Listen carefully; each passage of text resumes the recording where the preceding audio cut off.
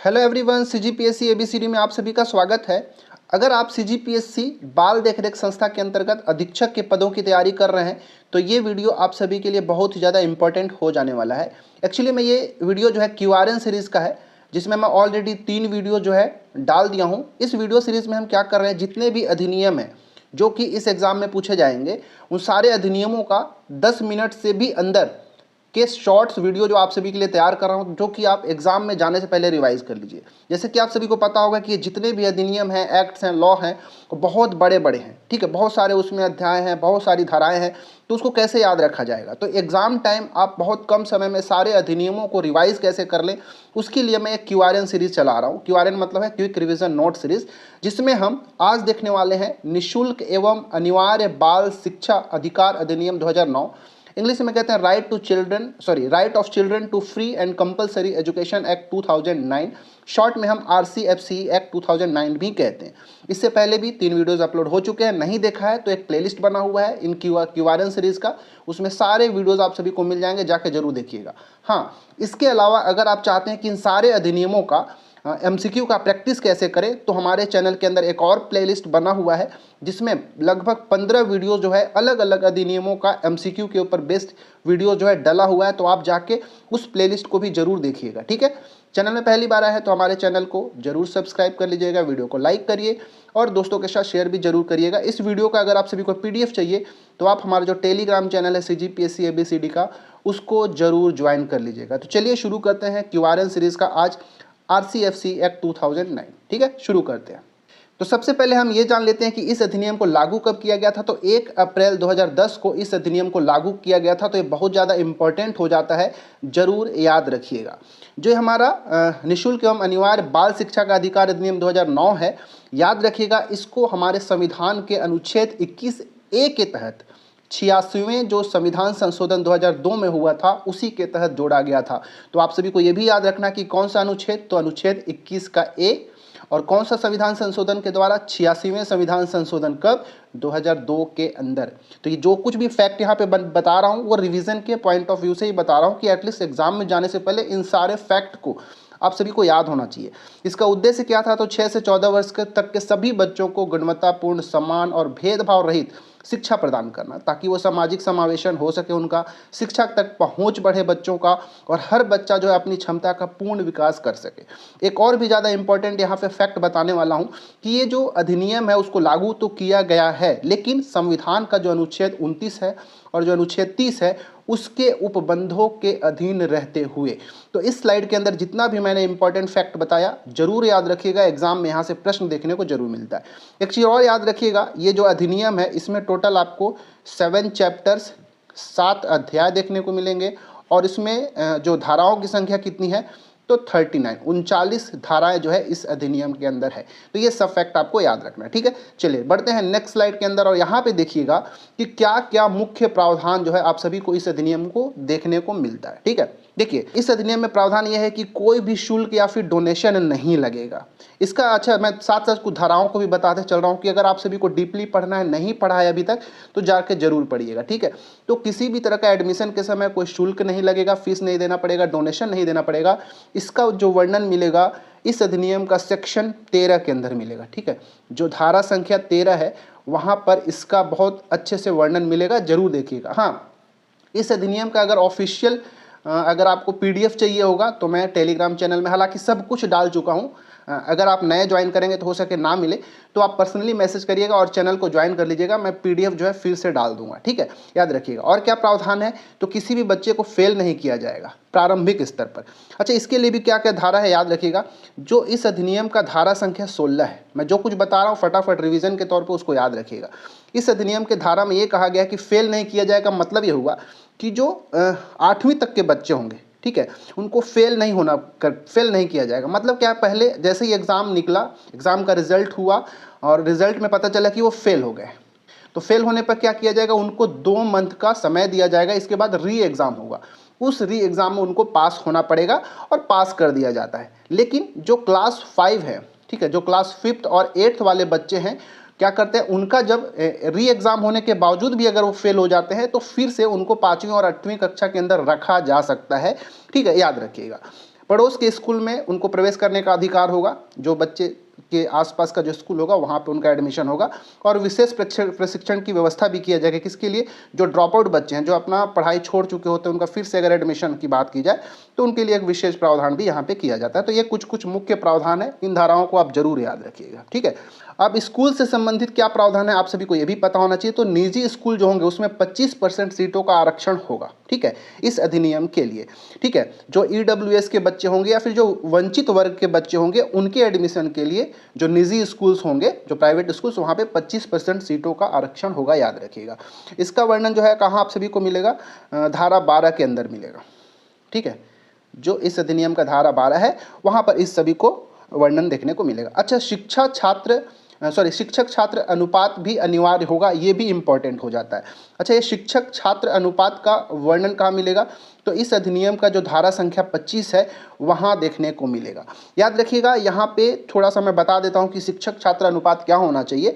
जो पहली से 5वीं तक की बात करें तो क्लास फर्स्ट से लेके क्लास 5th तक, यहाँ पे जो रेशियो जो है जनरली 30:1, 30 और 1 का अनुपात देखने को मिलता है।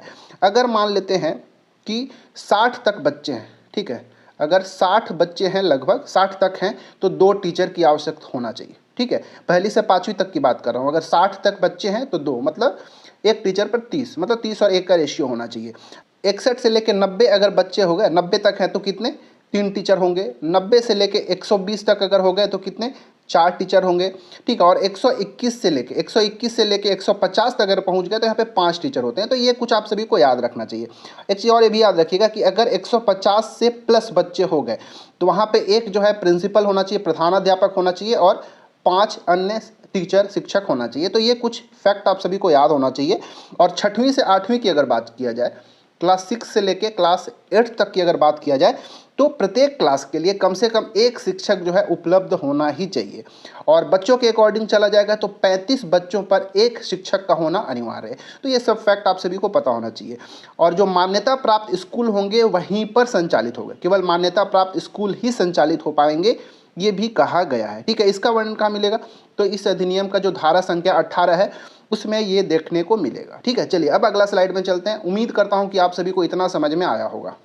अब देखिए, शिक्षक से संबंधित क्या प्रावधान आप सभी को देखना है, याद रखना है। देखिए, ये योग्यता अनिवार्य होना चाहिए, तो शिक्षकों के लिए भी योग्यता की बात की गई है। तो इसका वर्णन जो है इस अधिनियम का जो धारा संख्या 23 है, 23 है, वहाँ पता चल जाएगा कि क्या उनकी योग्यता होनी चाहिए। और ये कहा गया है कि जो कोई मतलब गवर्नमेंट टीचर होंगे उनका निजी ट्यूशन पर रोक होगा। वो ऐसा नहीं कि स्कूल में तो पढ़ाई रहे, घर में आके भी अपना ट्यूशन दे रहे हैं, क्योंकि ऐसा होता है कि कई सारे टीचरों को ऐसा देखा गया कि स्कूल में अच्छे से नहीं पढ़ाते हैं, ताकि जो बच्चे हों घर में आके उनका पर्सनली ट्यूशन ज्वाइन करके पढ़े। तो इस तरह का यहाँ पे प्रतिषेध है कि निजी ट्यूशन वो नहीं पढ़ा सकेंगे। और ये धारा बहुत ज़्यादा इंपॉर्टेंट हो जाएगा, याद रखिएगा। इसका जो है वर्णन धारा संख्या 28 में बोला गया है।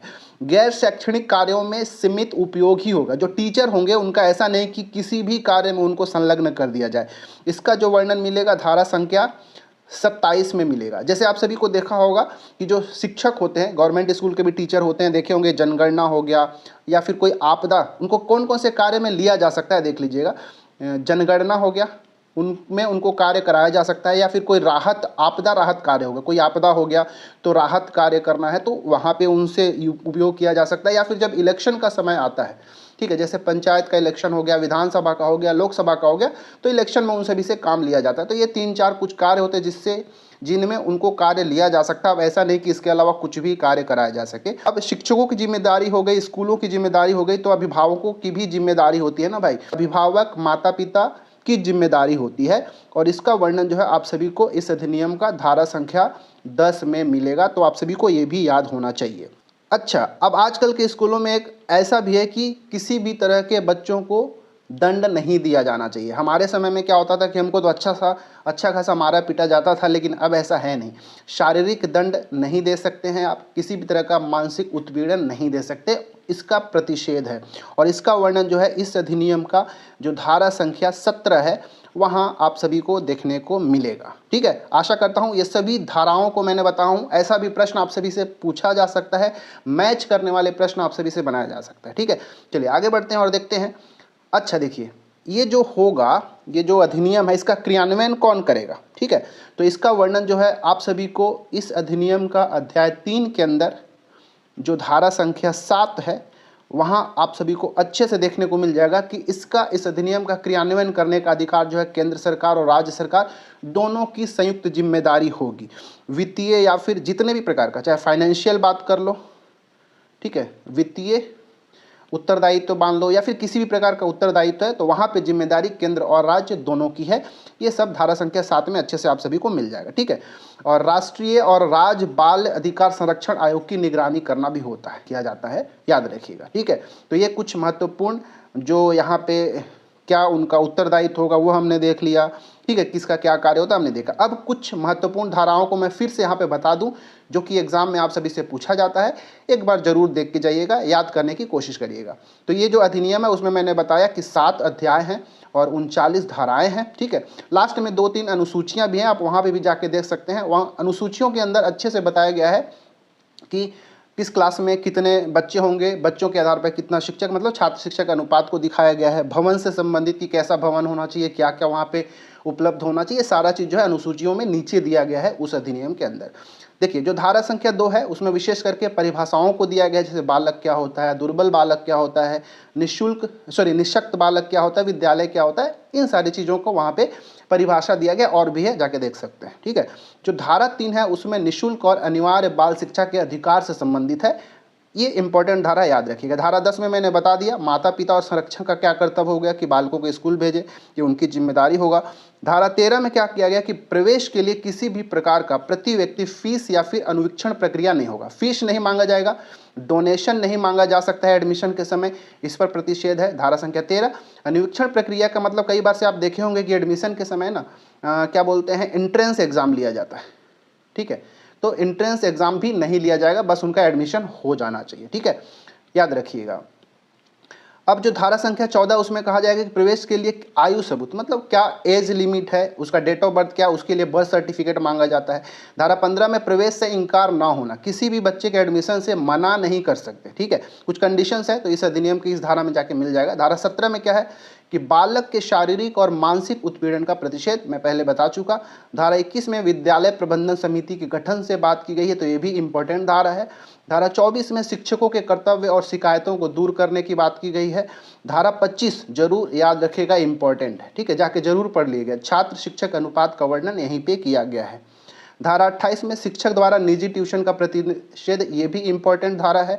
धारा 33 राष्ट्रीय सलाहकार परिषद का गठन, याद रखिएगा। और धारा संख्या 34 राज्य सलाहकार परिषद का गठन, याद रखिएगा। तो जितने भी मैंने धाराएं बताई ये सब इंपॉर्टेंट है, याद रखना चाहिए। इस QRN वीडियो के अंदर बस इतना ही, मिलते हैं नेक्स्ट में। अगर चैनल में पहली बार है तो सब्सक्राइब कर लीजिएगा, वीडियो को लाइक करिए, दोस्तों के साथ शेयर करिएगा। मिलते हैं किसी और वीडियो में। Thanks for watching our video.